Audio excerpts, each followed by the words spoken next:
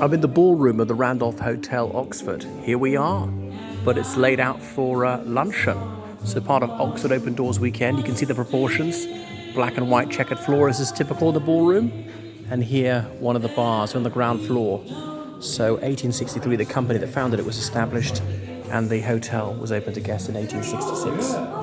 That was it. It's famously used for filming Inspector Morse, based on the Colin Dexter novels from the from the mid-1980s to the mid-1990s, and a bit of a C.S. Lewis. That film Shadowlands was filmed when and that was in this room, coming in here, the different decor, and that's made in 1993, where Joy Davidson's character, portrayed by Deborah Winger, comes from that door there, and he's in one of these tables here, meeting C.S. Lewis, played by Sir Anthony Hopkins. We're on Beaumont Street, okay?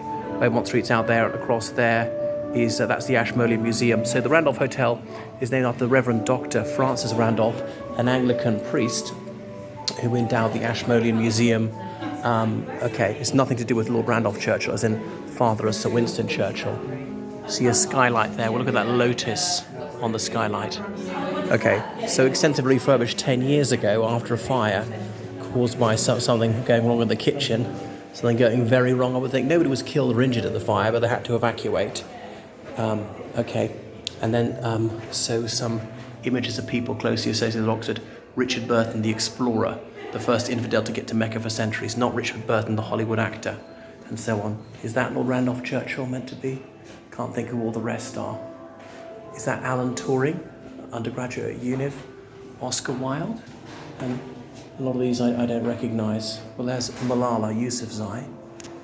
Charles Lutwidge Dodgson, best known as Lewis Carroll. Oh, and there is, what's his name? It'll come back to me. God's Bulldog. Huxley, yeah. Grandfather of Aldous Huxley. Sorry, Darwin's Bulldog, who took on the Bishop of Oxford. Over evolution. Rabindranath Tagore, who wrote the Indian National Anthem, but I didn't think he had any connection with Oxford. Must be wrong.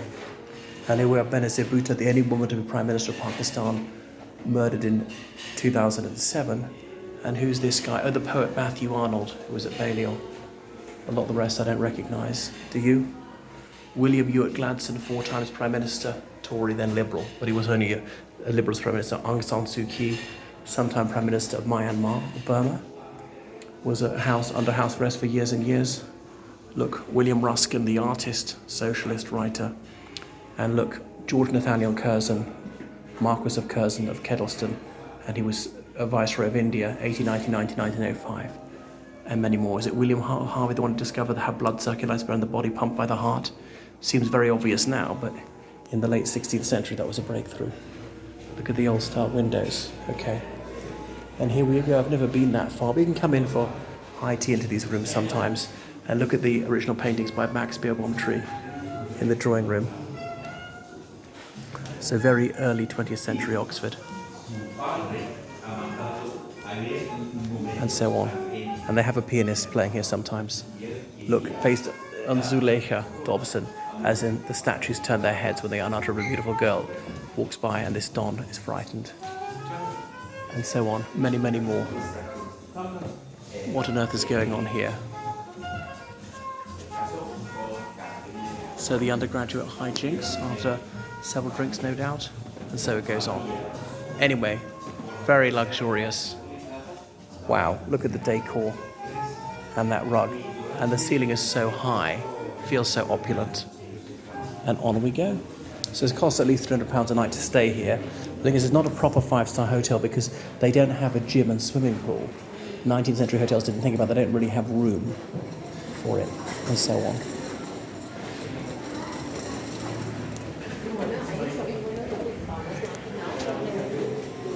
And the Morse Spa used to be inspected Morse.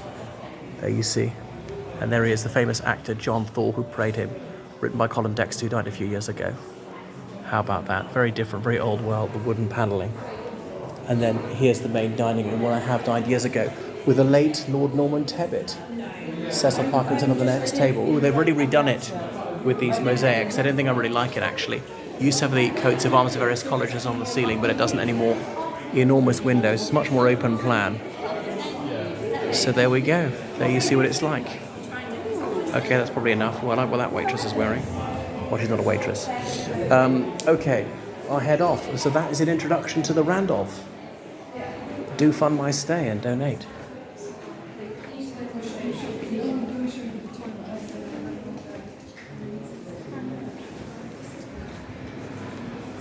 So at the main door, bit of a portico, so you don't get rained on waiting for a taxi.